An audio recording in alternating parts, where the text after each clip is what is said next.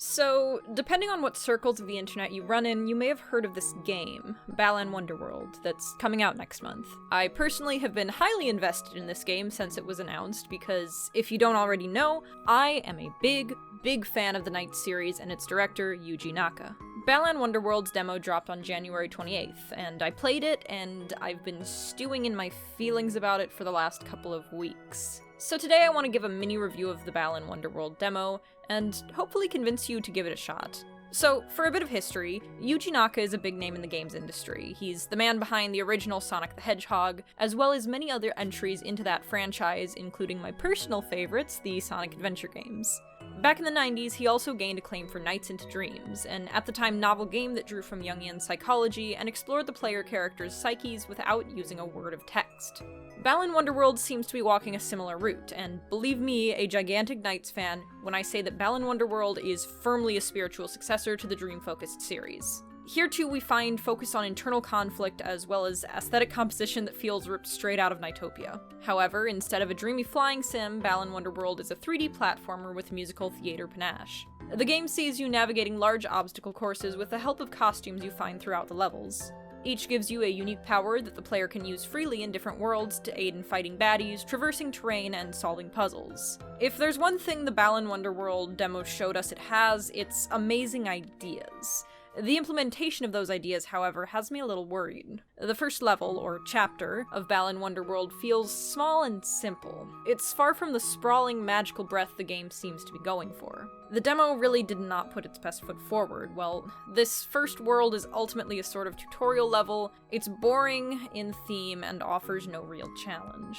It introduces a lot of potentially interesting ideas, but delivers on none of them immediately. This gets somewhat better in the subsequent chapters, but players are going to be spending a lot of time in World 1. See, the game's system of progression has you collecting trophies in order to unlock new worlds, and that means you're going to have to dredge through quite a bit of drab corn hell before you move on to anything new and exciting. I have a sneaking suspicion that Chapter 1 was all a lot of players got to see in this demo, leaving them underwhelmed at best and turning them off completely at worst. I want to take this moment to zero in on the costume mechanic more now. By collecting costumes, you add to an ever-expanding arsenal of abilities that you can equip and access from any checkpoint. There's a lot of fun things you can do with this, and it's a system that seems to promise that each chapter's world will expand upon replay as you unlock more and more costumes. It could be the limited nature of the demo, but Wonderworld feels like it's running a little short of this promise. Rather than allowing you to access new parts of maps, the Otherworld's costumes are more often keys to puzzles. But this actually touches on something that I think is a strength of the game. It feels more like a puzzle box than a platformer. Wonderworld is asking you to be observant of your surroundings at all time. They want you to take notes and try different ideas in different costumes.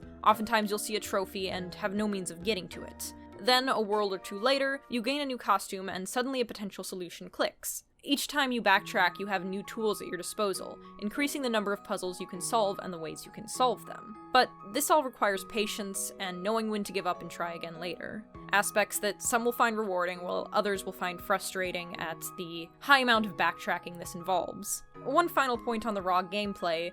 The one-button control scheme doesn't work here. I'm not even gonna be nice about this. There needs to be an action and a jump button. You can't have a platformer that features abilities that cause you to lose the ability to jump. A platformer.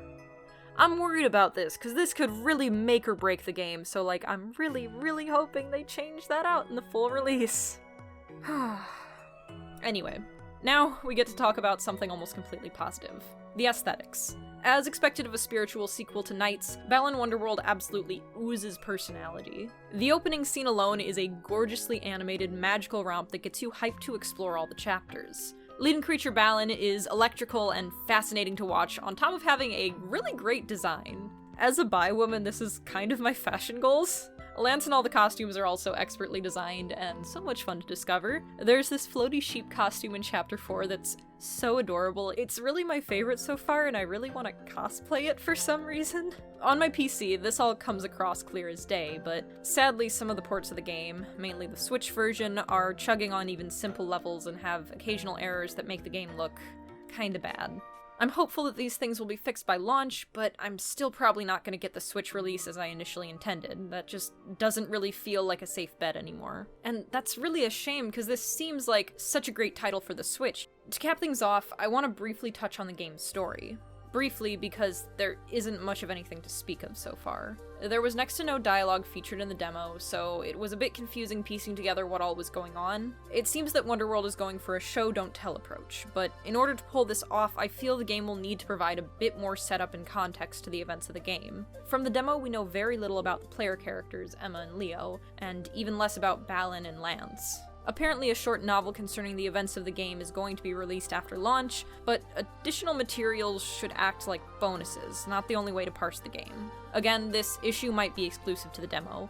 We might just have to wait and see what the full release has to offer here. So where does that all leave us? To be honest, I really want this game to be good. This has been a difficult mini-review to write because I want people to support this game and be excited about it.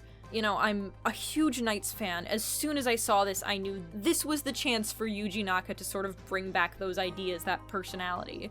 But there's a lot that needs to be remedied in a short time. I know I'm going to buy it no matter what because, you know, I'm a big fan, but very few people will share the same devotion that I do. As things stand, I would highly recommend trying out the demo and getting through more than just the first world, do all three, before making your decision. It might be wise also to let others test the waters at launch and see if the full game is more impressive.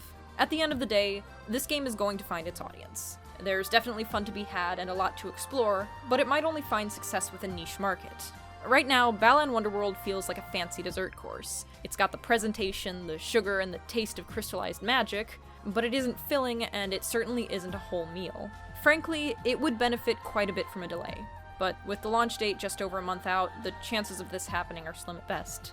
I'm cheering for Balan Wonderworld, and I absolutely think you should give the demo a shot. If nothing else, as it stands, this is a fun and relaxing platformer that's best played in short bursts and can be enjoyed by everyone.